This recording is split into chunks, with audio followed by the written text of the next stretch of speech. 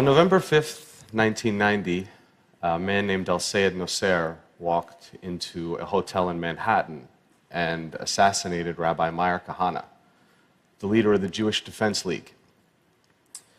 Nosser was initially found not guilty of the murder, but while serving time on lesser charges, he and other men began planning attacks on a dozen New York City landmarks, including tunnels, synagogues, and United Nations headquarters.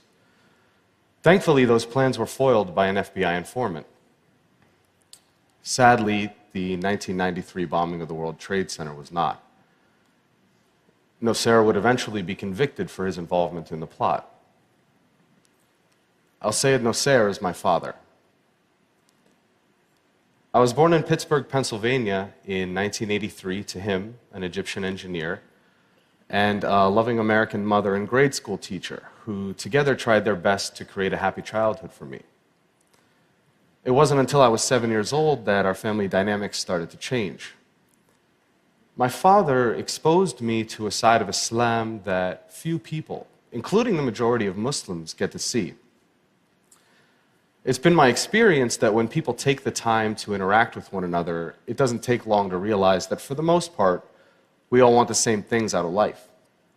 However, in every religion, in every population, you'll find a small percentage of people who hold so fervently to their beliefs that they feel they must use any means necessary to make others live as they do. A few months prior to his arrest, he sat me down and explained that for the past few weekends, he and some friends had been going to a shooting range on Long Island for target practice. He told me I'd be going with him the next morning. We arrived at Calverton shooting range, which, unbeknownst to our group, was being watched by the FBI. When it was my turn to shoot, my father helped me hold the rifle to my shoulder and explained how to aim at the target about 30 yards off. That day, the last bullet I shot hit the small orange light that sat on top of the target, and to everyone's surprise, especially mine, the entire target burst into flames.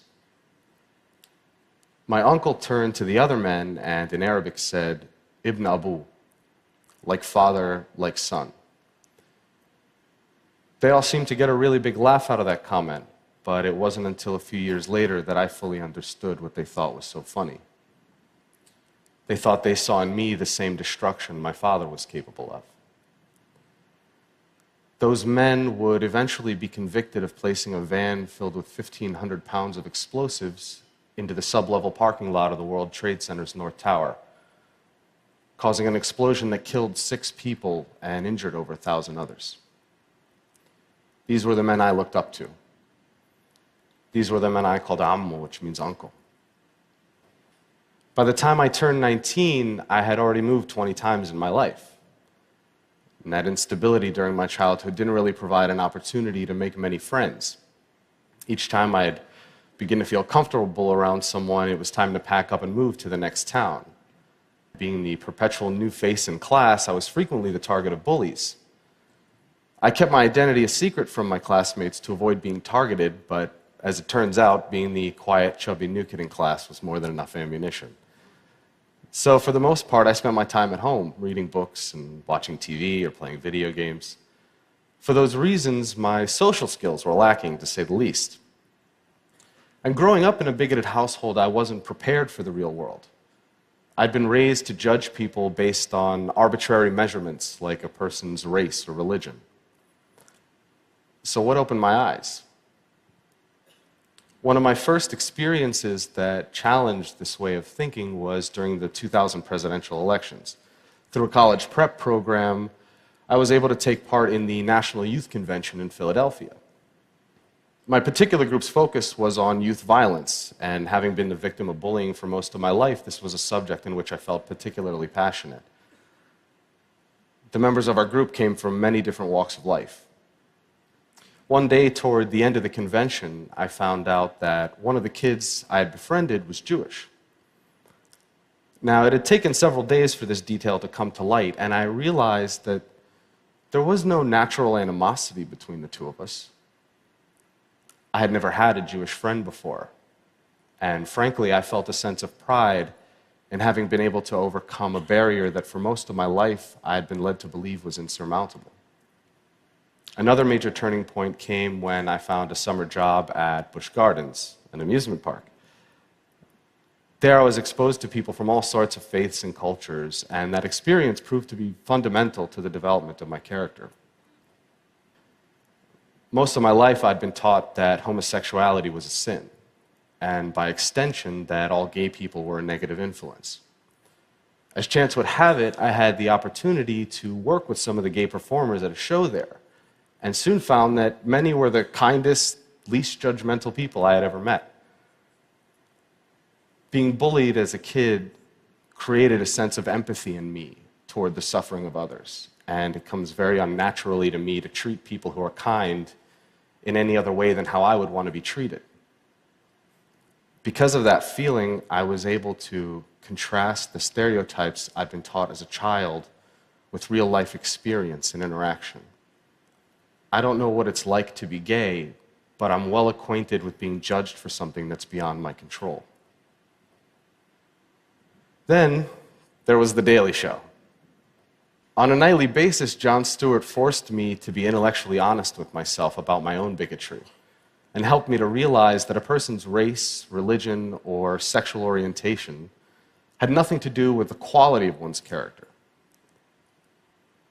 He was, in many ways, a father figure to me when I was in desperate need of one. Inspiration can often come from an unexpected place, and the fact that a Jewish comedian had done more to positively influence my worldview than my own extremist father is not lost on me. One day I had a conversation with my mother about how my worldview was starting to change, and she said something to me that I will hold dear to my heart for as long as I live. She looked at me with the weary eyes of someone who'd experienced enough dogmatism to last a lifetime and said, "I'm tired of hating people." In that instant, I realized how much negative energy it takes to hold that hatred inside of you. Zak Ebrahim is not my real name. I changed it when my family decided to end our connection with my father and start a new life. So why would I out myself and potentially put myself in danger? Well, that's simple. I do it in the hopes that perhaps someone someday who is compelled to use violence may hear my story and realize that there is a better way.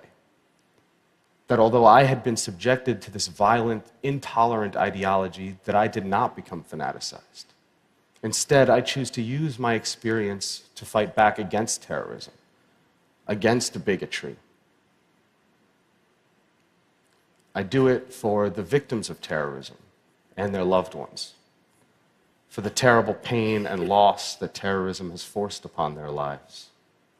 For the victims of terrorism, I will speak out against these senseless acts and condemn my father's actions. And with that simple fact, I stand here as proof that violence isn't inherent in one's religion or race, and the son does not have to follow the ways of his father. I am not my father. Thank you. Thank you very much. Thank you all. Thanks a lot.